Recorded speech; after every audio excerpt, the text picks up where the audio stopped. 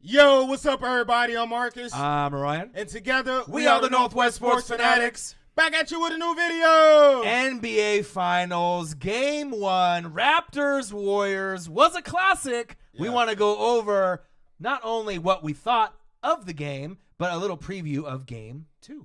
All right, so in this video, we're going to go over our Game 1 review, give our thoughts on Game 1, and also give you a preview and some of the things that each team needs to do to get that dub in Game 2. Right, I can't believe we got to wait till Sunday to watch Game 2. It's unfair. Come on. We got to have it on Saturday at least. Doing this like that, NBA. Man, but it's cool. A little bit more drama as you wait for your weekend to end. But let's just go over some quick stats. But before we get into that, subscribe to our channel. Hit the thumbs up for your boy. And if you haven't heard or you've been living under a rock, you already know in Toronto, Drake and company, Game 1, Raptors 118, the Warriors 109. Some people obviously were shocked.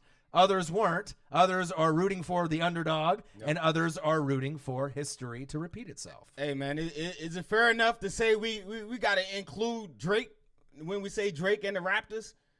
Is he a part of the bench mob or something, man? He definitely needs to get his ring if they win the championship, because he's holding rent in all of the opponents that come to Toronto. He got rent in their head. Right, especially a nice little troll game wearing the Del Curry Toronto autographed jersey yesterday to try to get in Steph's head. His troll game is on A+ right now. Right. The Milwaukee Bucks troll, and then now the Del Curry autograph.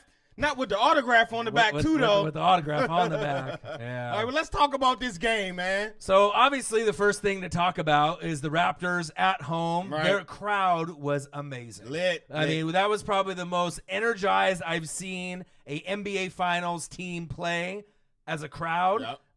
Outside in Jurassic Park, inside. That was the most energy I've felt in an NBA Finals game probably in the last maybe 10 years.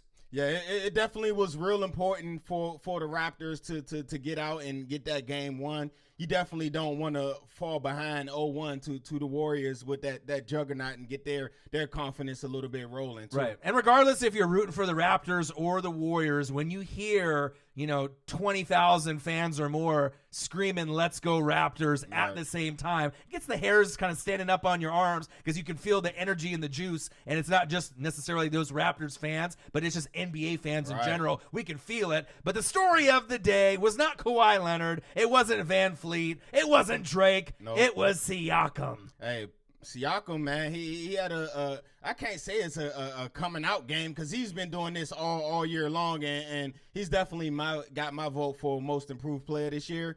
At one point during this game, this guy made 11 straight field goals. Crazy. P-Sizzle. I mean, 14 for 17, 32 points, 8 rebounds, 5 assists. Not only did he have the game of his career, maybe the game of his life. Yep. We may never see another performance like that from him, but they needed something like that to be able to punch the Warriors in the mouth and let them know, hey, we're here to win. We're not here just to get here. We're here to win it all. I definitely was shocked that he had the best game, not only for the Raptors, but out of anyone that played on the floor yesterday. Yeah, he also held help from my X Factor, Mr. Gasol. He definitely chipped in. If you watch our preview video, you know that Gasol shoots 68% at home in the playoffs and 31% on the road. So he definitely came through with 20 points and 7 rebounds. And the Warriors, they lost Game 1 for only the second time in their 20 playoff series with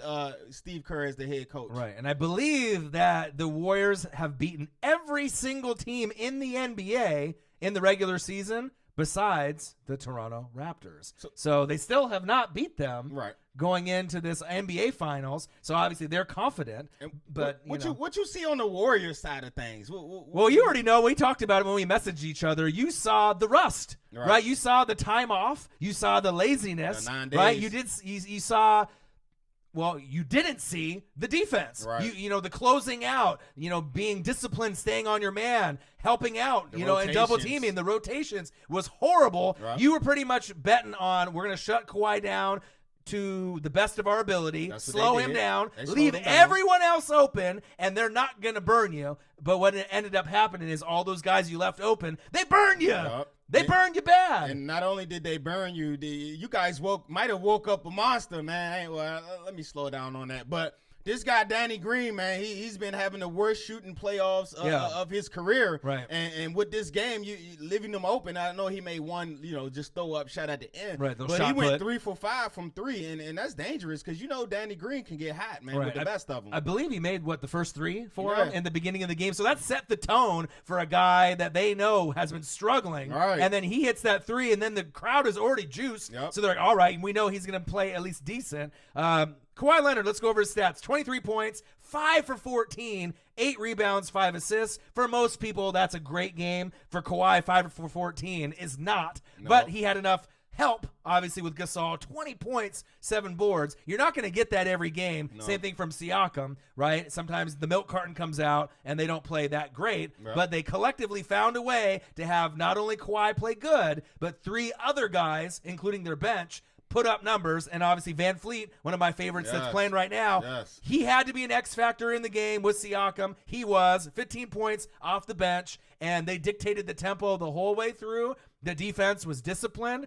What can you say? I mean, the writing was on the wall, and we were all waiting for that fourth quarter run. Oh, that third quarter run, that one of them runs. Right, that the Warriors always do against everyone, but it just never came. And that's a credit to Toronto, man. And if you look at up and down the Toronto roster, they got a bunch of defensive stars, man. Gasol, defensive player of the year. They got Siakam, who's an upcoming defensive stopper. Kawhi, 2-time defensive player of the year. You got Ibaka, great at blocking shots. You got Kyle Lowry, who is the charge king. So you got Danny Green, who's made a couple of first-team all-defensive. You got Norman Powell. So if you look at their roster, they got a great defensive roster. But for me, the Warriors, like you said, the urgency wasn't there. They looked a little rusty. It looked like the layoff bothered them a little bit. The rotations was late. We seen Siakam shoot some open threes. We seen Gasol shoot some open threes, as well as Danny Green. So going into game 2, they definitely got to clean that up. Right. The crowd definitely affected the Warriors, regardless if they want to say it did or it didn't. It did. You could tell that the crowd was getting into their heads. Oh, yeah. And a lot of times they can kind of street ball it out there, Steph, and be a little fancy. And then those plays were ending up turning into turnovers. And that's a big thing I want to talk about, right? The Raptors won the turnover game. They played a little sloppy as well, but when it came down to it, they held tight. They only had 10 turnovers. Okay. The Warriors had 17. Ooh. You can't have 17 turnovers against a team that doesn't even have anybody in the top 13 in the draft, obviously, which is amazing, the first team to do that, and the Raptors, right? And then another thing, real quick, fast break points. That's another thing that the Raptors dictated the tempo. They won 24-17, and you only lost the game by 9. So if you could have made a couple more free throws, played a little bit better defense, that could have been maybe the difference between going into overtime and maybe winning or losing by 9 like you did. And my last take on game 1 was in my last video, I threw out a stat that when the Warriors allow 115 points or less this playoffs, they're 11-0. Right. How many did the Raptors get? 118. There it is. There it is, right? And let's just go over the stats of, obviously, the Warriors. Fearsome 3, Steph Curry, 34 points, but 8 for 18 shooting. You got to be better than that. Clay, 21 points, 8 for 17 shooting. Oh, yeah, Draymond had a triple-double, but he didn't play the way that we thought he would. It wasn't the same Draymond. It wasn't the same Draymond. And like 10, 10, and 10 is amazing. Yes, many guys cannot do that. I think that's his third in a row, triple-double. Right, and then many guys can't even do 10, 10, and 10 in their career, not even once. Right. But with Draymond, you need Draymond to be up towards that 18, especially with 19. No KD. Yeah, exactly. 20, 23. You need to match pretty close to what Clay's doing production-wise. Yep. And I'd rather have a 23, 5 and 7 rather than a 10, 10 and 10 because they need the scoring. And the big hole that they really had is they didn't have that fourth guy to get you into double digits. Looney, I believe, had 9. Jerebko. Right. You need to have that fourth guy, especially if KD's not there. Jordan Bell. When things are going bad, going sour. Someone, Livingston, Iggy, Cook. Right, but I think the X factor, obviously, it's got to be Looney. Right. Looney has to be that fourth guy if they want to be able to, even up the series 1-1. Right. But obviously, the defense was horrible. Rotations were horrible. They need to clean that up going into game 2. So going into game 2, that's the main thing you got that they need to clean up? Defense.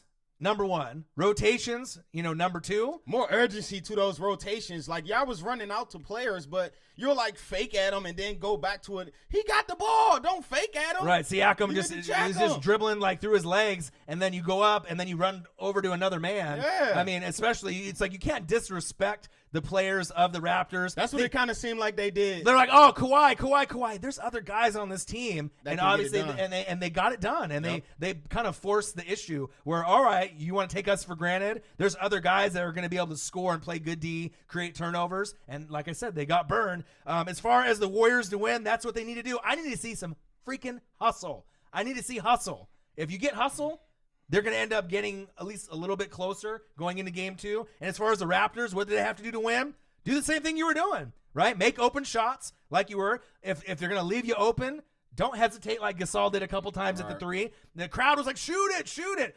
Let it go. Be confident in it. Right, be confident. They play great defense like you did, obviously, in game one. And you got to get three guys not named Kawhi to join the party. If you get three other guys to join the party, whoever it is, if it's Lowry, if it's Siakam, it's Van Fleet, Gasol, you need to have three other guys. And if you do, that's going to end up being a W. Do you got X factors? Yeah, I got X Factor. My X Factors for the Warriors, I'm going to go with Looney.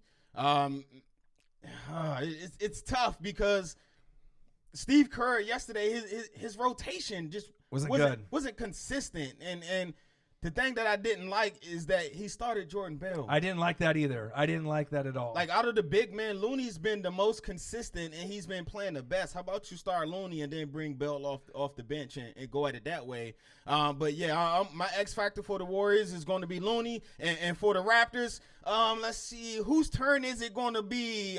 So Siakam, Gasol, last game, Danny Green. How about Van Fleet? I'm looking for Van Fleet to hit up in the 20-point range for this game. Right. So I agree. I mean, that's pretty much everyone that I feel that has to be an X factor. Looney is my number one. My number two is Draymond. Draymond needs to bring the energy and the fire, not get caught up in the crowd, not get caught up talking trash with Drake. Drake telling him he's trash. He's trash. You know what I mean? You got to be able to be more disciplined, and they got to get more points. You got to double your point production from 10 to 20, and then obviously limit those turnovers. And as far as the Raptors, obviously Siakam played great. You had Van Fleet play great. Maybe it's time for another guy, maybe Kyle Lowry. Maybe to have he only had 4 points. Right, so. maybe to have a game with double-digit points and maybe nice call, some man. big threes, someone different than the ones that we're expecting because they're going to make changes in the game plan. Siakam number one. Obviously, they're going to do their best on Van Fleet, but he's still going to get his, right? But maybe another guy that they're sleeping on may be able to attack and get him that W.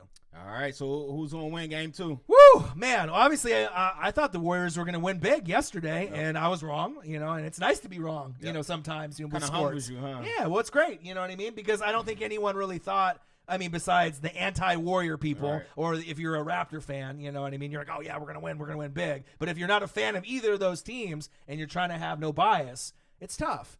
But as far as the game is concerned and from what I saw, obviously we know KD is not playing. No. They need him. You can tell, especially in these games on the road. At home, I don't think they're going to need him as much, but on the road, they are going to need him. I want to say that the Warriors are going to make the proper adjustments, right, and end up winning game two, but I do feel a little suspect saying it just because they were so lazy on defense. Yeah. So I think that even though I want the Warriors to win game two, I think the Raptors have a great chance winning game two, and then when it goes back to obviously Oakland and Golden State, they can even it up, right, and play at home, but I think the Raptors have a great chance of winning game two. So, man, the Warriors down 0-1. That's crazy in the finals to even have that come out my mouth. Right.